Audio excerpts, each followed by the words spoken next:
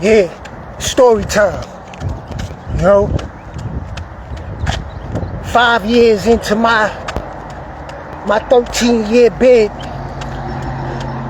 from 2000 to 2013, in my 5th year, I had my first asthma attack. You know what I'm saying? In an open dorm. You know what I'm saying? In a Georgia State prison. Wake up call, right? That wasn't my first wake up call though. They used to have something called pill call every day, multiple times a day. And those lines used to be mad long, right? Real life shit, right? You talking about people that was suffering from diabetes, heart disease, cancer, some had HIV, you name it. They was on that pill call line. But the most prevalent reason for why they was on them pills or blister packs was because of the same type of behavior that I started participating in excessively when it came down to my daily intake, my daily regimen. When you get locked up, fam, everybody deals with that differently, especially if you got a long bid. But this is not just about no prison story, because a lot of people out here are suffering from the same things as men and women are suffering from on the inside of them penal institutions, them prisons, right? Heart disease, cancer, strokes, which is attached to that. Guys getting in showers, not coming out. They never knew that they would go and take their last shower butt naked and have a heart attack in a prison shower. And somebody would have to come and collect their dead naked body. Why? Because stress, anxiety, worrying about what happened in the past, you know, fear. That's a dangerous cocktail, people. Depression. It doesn't matter where you at. These are things that people suffer from for different reasons. But you gotta whip that. Acceptance is powerful. There are certain things, certain decisions that you've already made. There are consequences that have created conditions that you might not be able to reverse. But if you sit there and you worry about it, it'll kill you. So what do we binge on? Some binged on mixing coffee and soda, juice, pills. I didn't get caught up in that. But you talking about 10 to 15, 20 honey buns a week. That adds up. If you're doing 20 honey buns a week, 20 times 4, you eating 80 honey buns a month. Think about that. That's a lot of sugar. That's a lot of fat. That's a lot of heart disease. So that's just 1 month. Imagine doing that for a year, trying to cope with the stress. They banging sodas. They banging, taking candy bars, chips, mixing it up, making prison cakes and all this right here. You know why? Trying to feed the pain, looking for a feel-good moment. Men taken away from women. Women's prisons, I'm sure they doing the same thing.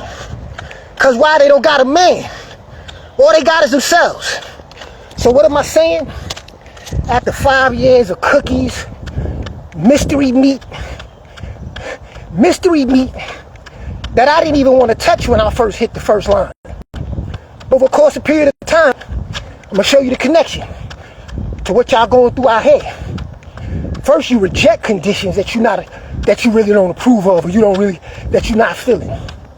But once you start to think that you're not gonna get out of that situation, the very thing that you used to resist, you'll start seeking to try to find comfort within it. You see what I'm saying? And in a lot of cases, that just helps to kill you faster. Because you can stop caring about yourself. You know what I'm saying? This is real life I'm telling you about. Right? So once you start accepting negative conditions, and you become those negative conditions, because you think that you can't get out of it, or you stop fighting, it makes it easier for you to start making decisions that are not conducive with your self-preservation. So, moving on, 5 years of eating unhealthy in prisons, prison to prison, added up to, compounded by secondhand smoke, you know what I'm saying, 20, 30 cigarettes at any given time, being blown into the atmosphere, poor ventilation, lockdowns. So that means that you ain't really getting that much sunlight, you ain't really getting that much fresh air, and it had a negative impact on my respiratory. So for 4 years, I suffered from waking up in the middle of the night, shortness of breath, wheezing, trying to be tough, right? You know, Mr. Tough Guy. There's a lot of y'all out here, tough guys and tough ladies. You know there's something wrong with you. You know you got a problem. But just like me, you might be in a situation wherein you may perceive that to be a sign of weakness. And being that we are like that, we will allow those symptoms, the signs that our bodies are communicating to us, like, hey, tap you on the shoulder, something's not right. But being tough guys and tough ladies, right? You're like, oh, it'll go away. It's just one of those things, right? One of those things lasted for 4 years for me. How you doing? Until it nearly knocked me all the way down. 2009, I was on a prison yard, middle of the summer, trying to do what I'm doing now. Guess what happened? I had an asthma attack. Couldn't breathe. Felt like I was breathing through a straw. And this time, it squeezed my lungs in such a way like how you would ball up a piece of paper. Knocked me to my knees. Mr. Tough Guy, right? But it took that to get my attention after 4 years of dealing with it. So I went and got me an asthma pump. But here's the moral of the story. Sometimes the conditions that you're in can be an enemy of your best interest. But you gotta keep it real with yourself in regards to how did you end up in that situation to begin with. Because in a lot of cases, it didn't just manifest on its own. So that's where accountability comes in, wherein you gotta really look yourself in the face and say, hey, you know what?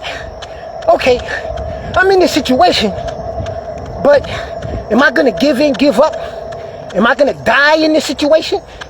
Am I gonna give up on a better life that I could have ahead of me? Some people do. And that's what I saw. That another factor that got my attention when it came to my health preservation. I was working out. I've been working out practically all my life. But don't let that go to your head, fam. Environment, the quality of your air, your stress factor, your mindset, you see what I'm saying? All of that has something to do with your health and well-being. It's not just doing push-ups and doing exercise. Because I was doing that. But I still developed asthma. You see what I'm saying? This message is for who can receive it. Get what you can get from it. So I get the asthma pump. 4 years later, after 2009, I get out, 2013. Go to the emergency room. They put me on Symbicort. $300 and some change pump. More advanced formula, they said. Right? But this is my moral of the story. I never accepted that asthma was going to defeat me. Because I didn't go in the system with asthma. And while I was on the inside, that's where I became plant-based. And I didn't do it all at once. I stopped eating chicken. I stopped eating beef. I stopped eating dairy. I already wasn't doing pork. Because sometimes your solution is not a solution that you're going to have access to or know about or be prepared for in the instant that you realize that you have a problem. So what I had to do, just like any warrior that's in the battlefield, I had to put a tourniquet, right, on my wound. So I started self-correcting on the inside with very limited access to the things that I have access to now. You see what I'm saying? So, hey man, I'm on the camera, but you know what? You need to join me. Hey, you need to come on here and get with it. All right, bro. But what I was saying, I had to put a tourniquet on my wound. Why? Because I made the decision that I was not about to let that kill me. You know what I'm saying? Have you asked yourself that question? Are you gonna let the conditions that you are up against right now have the last say? Or are you gonna fight back?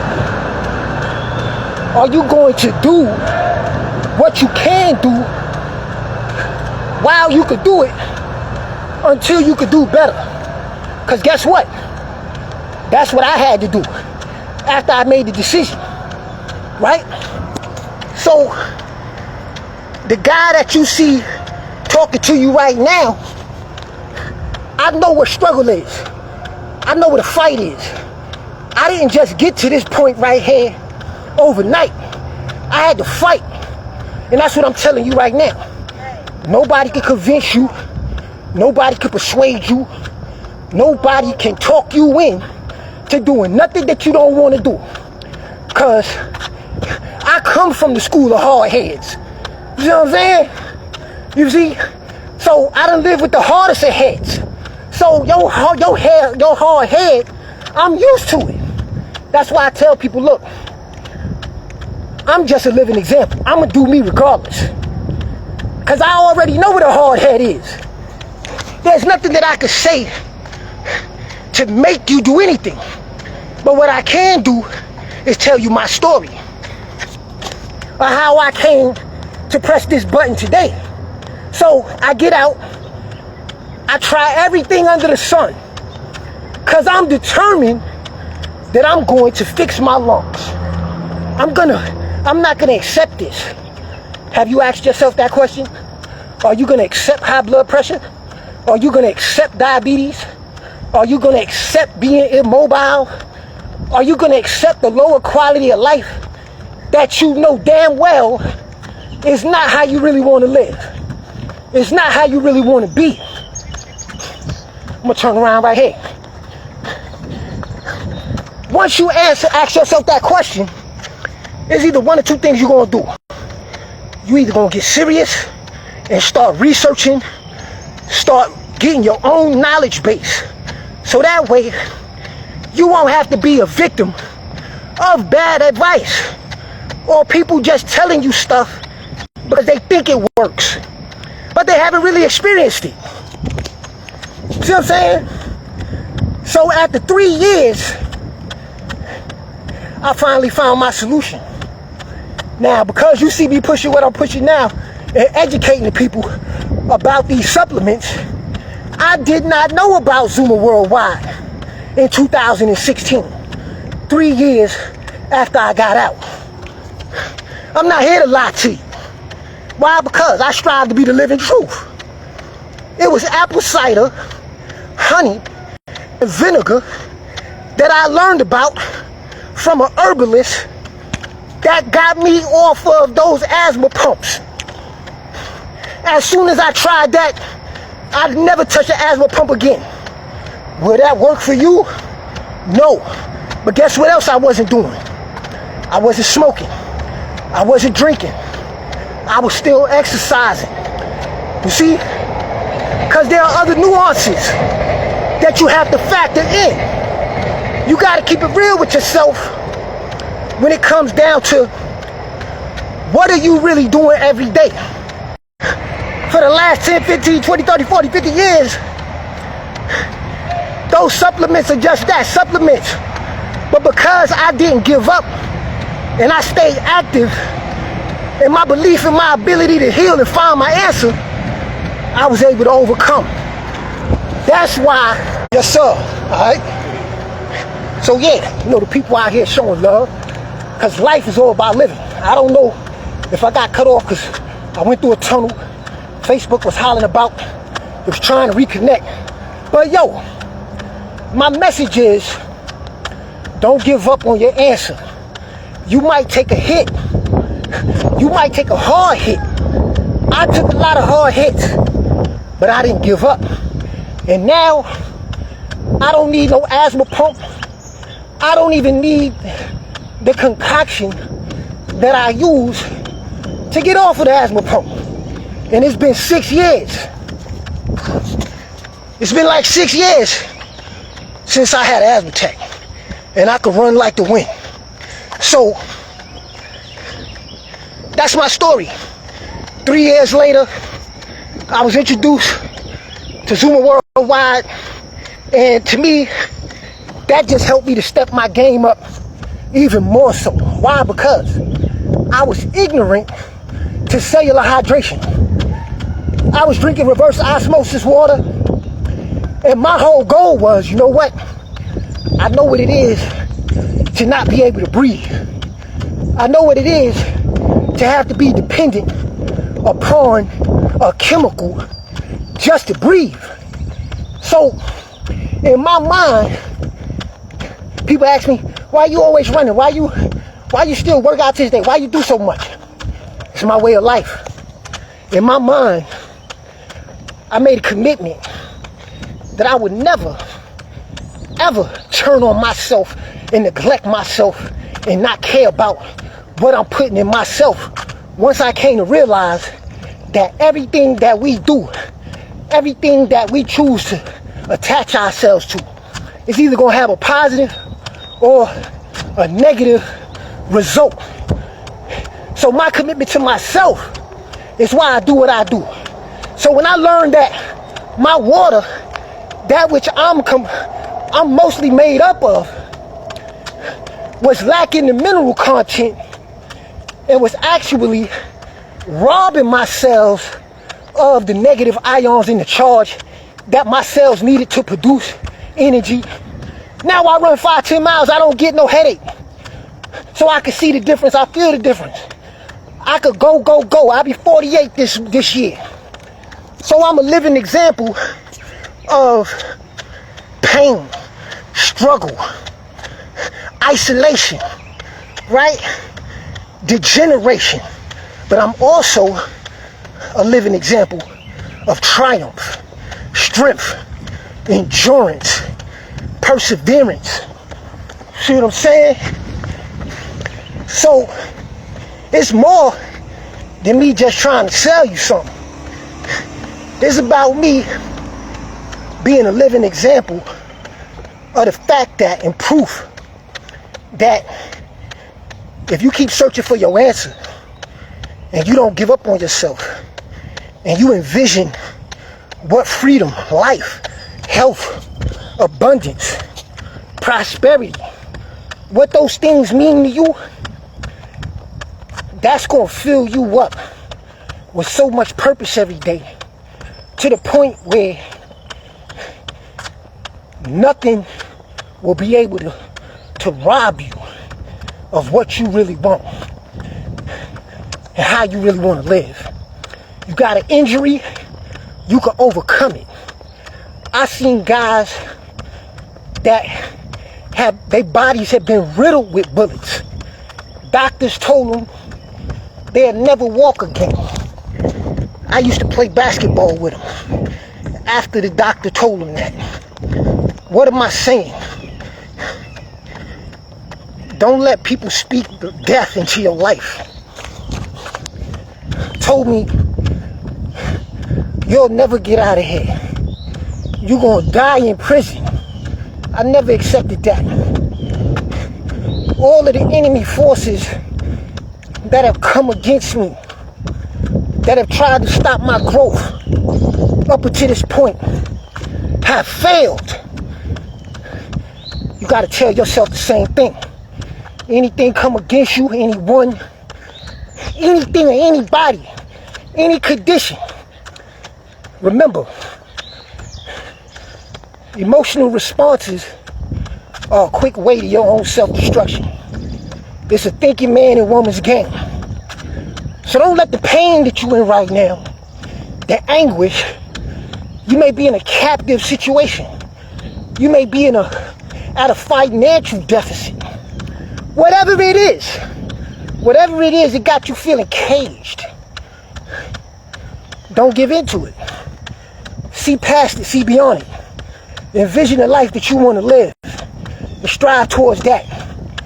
Align yourself with the information and the people that are headed in the same direction, and work with those people. Vibe with those people. Build with those people. Some people you have to leave behind. It's not that you're cutting people off.